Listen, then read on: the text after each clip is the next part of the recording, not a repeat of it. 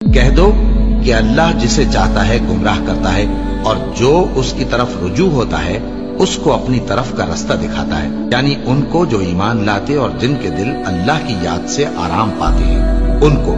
اور سن رکھو کہ اللہ کی یاد سے ہی دل آرام پاتے ہیں۔ جو لوگ ایمان لائے اور عمل نیک کیے ان کے لیے خوشحالی اور عمدہ ٹھکانہ ہے۔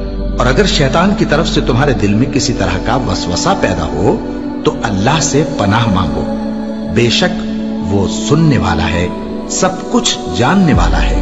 جو لوگ پرہیزگار ہیں جب ان کو شیطان کی طرف سے کوئی وسوسہ پیدا ہوتا ہے تو چونک پڑتے ہیں اور دل کی آنکھیں کھول کر دیکھنے لگتے ہیں، اور جب قرآن پڑھا جائے تو توجہ سے سنا کرو اور خاموش رہا کرو تاکہ تم پر رحم کیا جائے، اور اپنے پروردگار کو دل ہی دل میں عاجزی اور خوف سے اور پست آواز سے صبح و شام یاد کرتے رہو، اور دیکھنا غافل نہ ہونا۔ پھر جب تم یہ نماز تمام کر چکو تو کھڑے اور بیٹھے اور لیٹے ہر حالت میں اللہ کو یاد کرو۔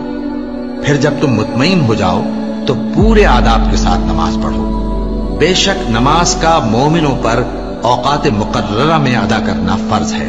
مسلمانوں، نجات نہ تو تمہاری آرزوؤں پر ہے اور نہ اہل کتاب کی آرزوؤں پر۔ جو شخص برائی کرے گا اسے اسی طرح کا بدلہ دیا جائے گا، اور وہ اللہ کے سوا نہ کسی کو حمایتی پائے گا اور نہ مددگار۔ اور جو کوئی رحمان کی یاد سے آنکھیں بند کر لے یعنی تغافل کرے، ہم اس پر ایک شیطان مقرر کر دیتے ہیں تو وہ اس کا ساتھی ہو جاتا ہے، اور یہ شیطان ان کو رستے سے روکتے رہتے ہیں اور وہ سمجھتے ہیں کہ وہ سیدھے رستے پر ہیں، یہاں تک کہ جب وہ ہمارے پاس آئے گا تو اس شیطان سے کہے گا کہ کاش مجھ میں اور تجھ میں مشرق و مغرب کا فاصلہ ہوتا، تو برا ساتھی ہے۔ اے اہل ایمان، اللہ کا بہت بہت ذکر کیا کرو اور صبح و شام اس کی پاکی بیان کرتے رہو، وہی تو ہے جو تم پر رحمت بھیجتا ہے اور اس کے فرشتے بھی، تاکہ تم کو اندھیروں سے نکال کر روشنی کی طرف لے جائے۔ اور اللہ مومنوں پر مہربان ہے۔ اور صبح و شام اپنے پروردگار کا نام لیتے رہو اور رات کو بڑی دیر تک اس کے آگے سجدے کرو اور اس کی پاکی بیان کرتے رہو۔ اے نبی، یہ کتاب جو تمہاری طرف وحی کی گئی ہے اس کو پڑھا کرو اور نماز کے پابند رہو۔ کچھ شک نہیں کہ نماز بے حیائی اور بری باتوں سے روکتی ہے، اور اللہ کا ذکر سب سے بڑا ہے، اور جو کچھ تم کرتے ہو اللہ اسے جانتا ہے۔ مومنوں، جو پاکیزہ چیزیں اللہ نے تمہارے لیے حلال کی ہیں ان کو حرام نہ کرو، اور حد سے نہ بڑھو کہ اللہ حد سے بڑھنے والوں کو دوست نہیں رکھتا، اور جو حلال و طیب روزی اللہ نے تم کو دی ہے اسے کھاؤ، اور اللہ سے جس پر ایمان رکھتے ہو ڈرتے رہو۔ ایمان والو، شراب اور جوا اور بت اور پانسے یہ سب ناپاک کام اعمال شیطان سے ہیں، سو ان سے بچتے رہنا تاکہ تم کامیاب ہو جاؤ۔